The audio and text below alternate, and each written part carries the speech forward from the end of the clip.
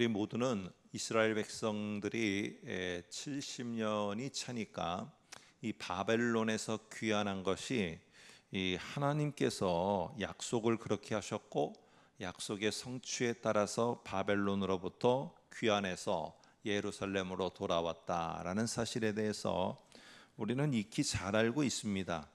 우리는 이 사건을 하나님의 관점, 우리의 신앙의 관점에서 보니까 분명히 이것은 하나님이 약속하신 70년이 차서 그래서 이방의 왕을 입술을 통해서 특별히 당신의 백성 유다 백성들을 자기들의 본국인 예루살렘으로 돌아오게 하신 것입니다.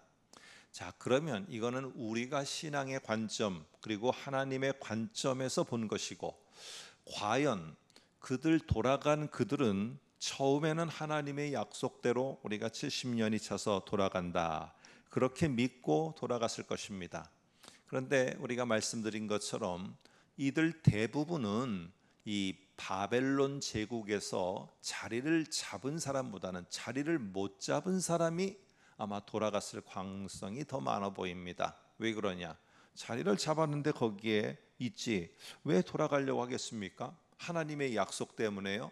하나님의 약속에 따라서 돌아가는 그곳은 다 황폐하고 무너지고 돌무더기밖에 없는 거기에 누가 가려고 하겠습니까? 여러분 같으면 그것을 쉽게 결단하고 갈 수가 있겠습니까? 그러니까 안 가니까 포로 귀환이 1차, 2차, 3차에 걸쳐서 계속 가자 해갖고 이루어진 것입니다. 그런데 정작 그들이 그렇게 해서 돌아간 그 땅 예루살렘을 가서 보니까 황폐하고 성전도 파괴되고 성벽도 무너졌을 뿐만 아니라 조금 있다가 보니까 이 페르시아의 왕 고레스가 분명히 자기들을 돌려보내줬고 성전을 지을 수 있게도 해줬는데, 가만히 보니까 이게 이 고레스라는 왕이 그저 하나님의 명령에 따라서 순종해서 우리를 보낸 이러한 사건이 아니라는 걸 알게 되었습니다. 이거는 우리가 볼 때는 하나님이 그렇게 하셔서 그 모든 것이 움직였지만, 가만히 생각해 보니까 이 정치적으로 군사적으로 이 관점에서 자꾸 이 이스라엘 유다 백성들은 생각을 한 것입니다. 관점을 바꿔버렸어요. 하나님의 관점에서는 약속에 따르는 성취였는데 자신들이 하나님에 대한 신뢰와 믿음이 점점 시그러드니까 무너진 성벽을 보고 무너진 땅을 보고 황폐한 것, 가난과 이런 것을 보니까 이 시각이, 하나님에 대한 믿음의 시각이 점점 흐려져 버렸습니다. 그러다 보니까 이 고레스라는 페르시아의 왕이 예루살렘을 거점으로 해서 이집트 정복을 위해서 지금 교두보로 삼고자 하는 것이구나 하는 사실을 이 사람들은 알게 되었습니다. 그러니까 여기에 꽂힌 것입니다. 하나님의 계획과 하나님의 성취, 하나님의 일하심, 이런 게 아니라 우리를 이용하고 있네, 이런데 이 사람들이 그 마음이 꽂히게 되니까 결국 페르시아의 관리들이 붙여지고, 그러면서 이스라엘 백성들이 본국에 왔지만은 계속 감시를 받는 것 같고 위축되어져 있게 되어지는 그런 모습이 있게 되고, 이 자기들이 이용당하고 있다는 이러한 현실 때문에 하나님이 약속으로 자신들을 70년 만에 돌아오게 했다는 이 감격은 조금 있다가 사라져버리게 되어집니다. 그리고는 성전 재건도 중단되죠. 하나님이 이러한 것들 속에 왜 도대체 성전을 재건하는 일, 이 좋은 일을 하나님이 원하시면은, 아니 이런 방해와 장애물이 있을 때 거두어 주셔야지 왜 이거를 그대로 우리들에게 남겨두느냐, 이게 이해가 안 되는 겁니다. 그리고 돌아오라고 했으면은 이 가난과 이런 황폐함에서 우리를 좀 더 벗어나게 하셔야지 왜 이렇게 계속 어려움 속에 처하게 했느냐, 이게 하나님의 약속이 성취된 게 맞냐, 하나님이 정말 하신 일이 맞냐, 이런 의심과 의구심이 계속 퍼지고 있을 때 오늘 현실을 갖다가 한번 직시하도록 오늘 11절에 보게 되면은 여러색 말을 탄 자들이 온 땅을 두루 다니면서 보고 돌아와서 이 화성나무 옆에 서 있는 한 천사에게 말하는 내용이 나옵니다. 한번 11절을 볼까요? 그들이 화석나무 사이에 선 여호와의 천사에게 말하되 우리가 땅에 두루 다녀 보니 온 땅이 평안하고 조용하더이다 하더라. 이 말은 무엇이냐? 세상이, 온 땅이, 세상과 제국이 이 페르시아의 영역에 있는 모든 곳들이 아무 소리 없이 평안하고 전쟁도 없고 조용하고 그들은 안정된 삶을 살고 있다는 것입니다. 그런데 우리는 왜 이러느냐는 것입니다. 오늘 이스라엘은, 유다 백성들은 왜 성전이 무너지고 황폐한 땅에서 이렇게 살아갈 수밖에 없고, 왜 서로가 그 소유권 때문에, 자신들이 가진 이 소유권 때문에, 생각해 보세요. 갑자기 본국에 남아있던, 예루살렘에 남아있던 자들이 있었습니다. 이 남아있던 자들이 힘겹게 사는데, 생각해 보세요. 자기의 조국 같은 동족이라 할지라도 우리도 살기 버거운데 이 수많은 사람들이 많은 재화를 가지고 와서 자신들을 갖다가 부유하게 만들어주기 위해서 귀환을 했다면 문제는 달라집니다. 그런데 그들이 돌아옴으로 말미암아 예전에 하나님이 준 땅에 대한 소유권을 주장하는 것입니다. 우리도 무슨 지파이기 때문에 우리도 다시 그 땅을 갖는다는 것입니다. 여러분, 이렇게 되어지니까 남아있었던 자들과 귀환한 자들 사이에 소유권 쟁탈이 벌어지고, 이러면서 예루살렘은 성전 재건은 물론이고 거기에 자신들이 다시 무너진 곳을 다시 일으키려는 마음은 다 떠나가고 자기들 사이에서도 이 갈등이 점점 심해졌습니다. 이 하나님의 약속을 받아서 온 자들은 갈등이 심화되어지고 황폐한 땅에서 이쩌지도 못하고 저러지도 못하고 있는데, 하나님이 분명히 자기들과 함께 한다고 하며 여기까지 인도해 왔는데, 정작 주변에 자기들이 떠나온 페르시아 제국은 아무 요동함도 없고 아무 변화도 없고 정말로 조용하게 평안하게 살고 있는 것입니다.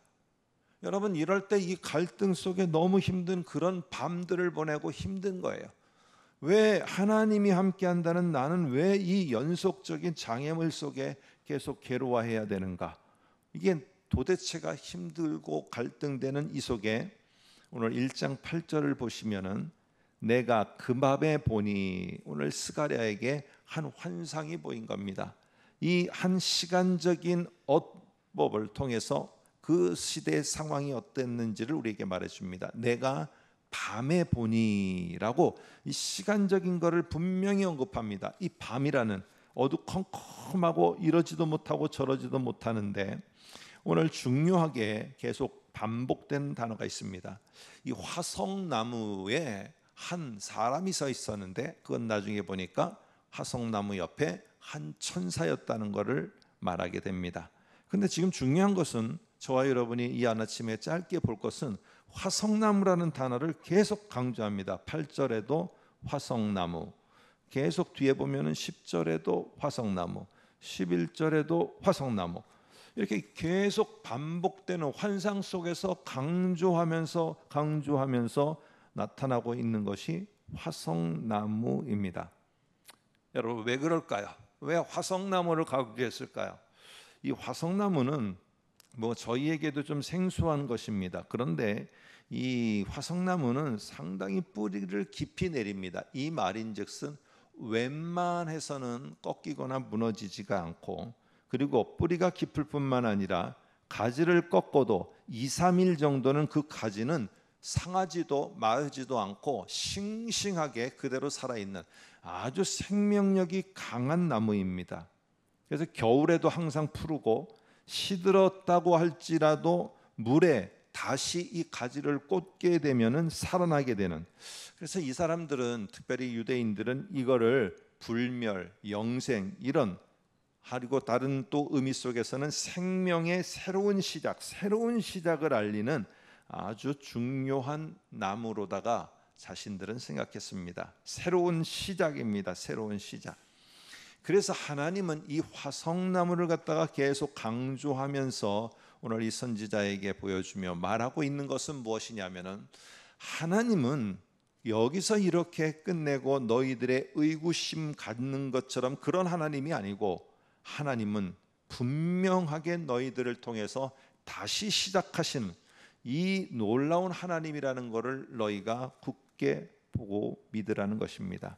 그러면서 이 내용에 대해서 16, 17절을 한번 보겠습니다. 제가 읽어드립니다. 그러므로 여호와가 이처럼 말하노라. 내가 불쌍히 여김으로 예루살렘에 돌아왔은즉 내 집이 그 가운데 건축되리니 예루살렘 위에 먹줄이 쳐지리라. 이 건축을 하려면 예전에 일하던 사람들은 이 먹줄로 탁 튕겨갖고 그 어떻게 딱 뭐 이런 거를 재고 그러지 않습니까? 그 먹줄을 딱 튕기고 그러면서 16절에 예루살렘 위에 먹줄이 쳐지리라. 만군의 여호와의 말이니라. 성전은 반드시 완성될 것이고 17절에 뿐만 아니라 그가 다시 외쳐 이르기를 만군의 여호와의 말씀에 나의 성읍들이 넘치도록 다시 풍부할 것이라. 여호와가 다시 시온을 위로하며 다시 예루살렘을 택하리라 하며, 환상의 내용이 뭐냐면은 하나님은 이렇게 끝내는 분이 아니다 하며, 너희들도 여기서 주저앉고 머무르고 그냥 포기하지 말아라. 하나님은 반드시 다시 시작하신다. 여러분, 믿음이라는 것은 하늘의 시각으로 이 땅의 나의 상황을 보는 것입니다. 나의 상황을 내 눈으로, 내 관점으로 보는 것은 믿음이 아닙니다. 내 관점으로 나의 상황을 보는 것은 누구나 하는 것입니다. 그러나 내가 하나님을 향해서 믿음과 신뢰를 갖고 있다면 하늘의 관점으로 나의 상황을 바라보는 것이고 하나님을 이해하는 것입니다.